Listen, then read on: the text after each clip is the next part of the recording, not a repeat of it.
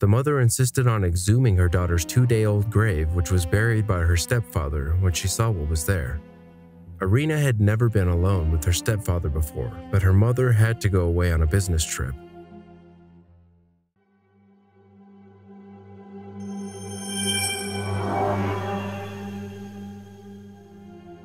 They never sent her away before because Irina was a child, but now she's a big girl, turning 14.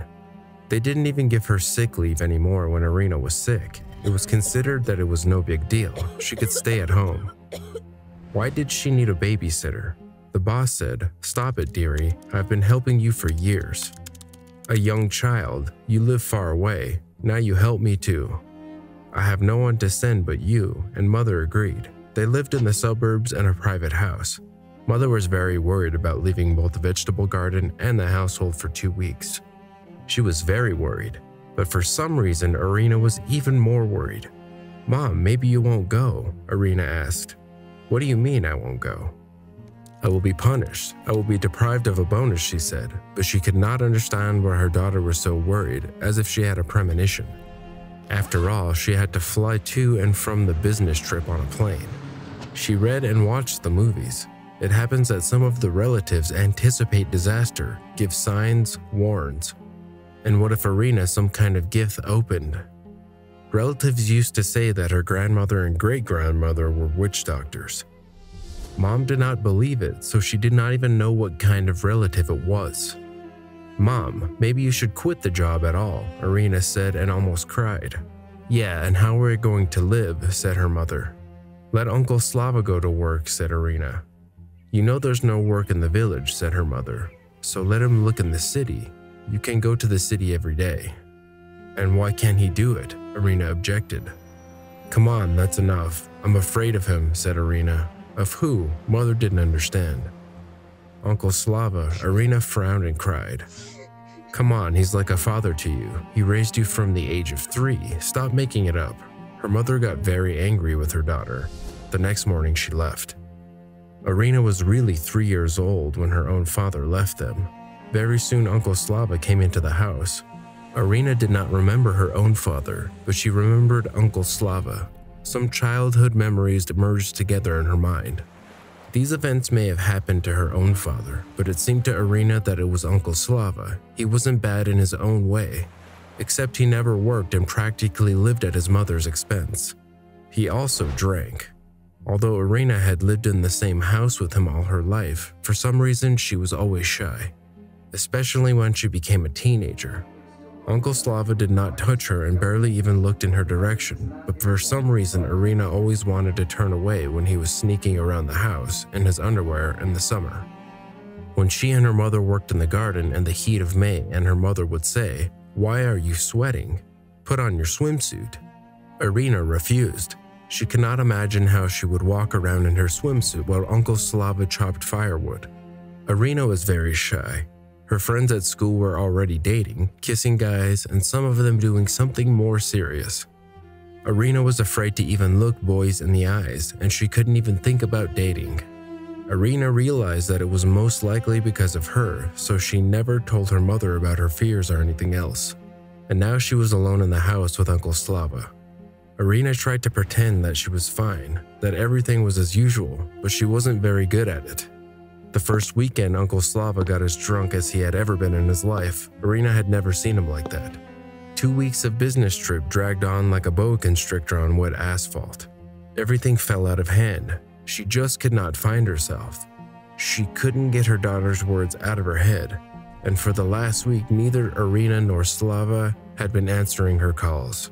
She never thought about getting on a plane would be a problem for her. On the runway, she just had a panic. What happened there? What was waiting for her at home? What if something happened to her during the flight? The woman did not exclude until the last moment that her daughter had a premonition of some kind of disaster after all. Only when the plane touched down on the runway, the airfield in her hometown, the woman calmed down a little. No one met her in the arrival lounge. Of course they had not arranged it, but she was almost sure that Irina would come. Anxiety clutched at Mother's heart again. She didn't take public transportation to get home. She took a cab to make it quicker. Any delay simply threw her into a panic. After paying the driver, she dropped the suitcase at the gate and ran into the house. There was an awful mess on the table, dirty dishes, empty bottles on the floor, and an unheated stove.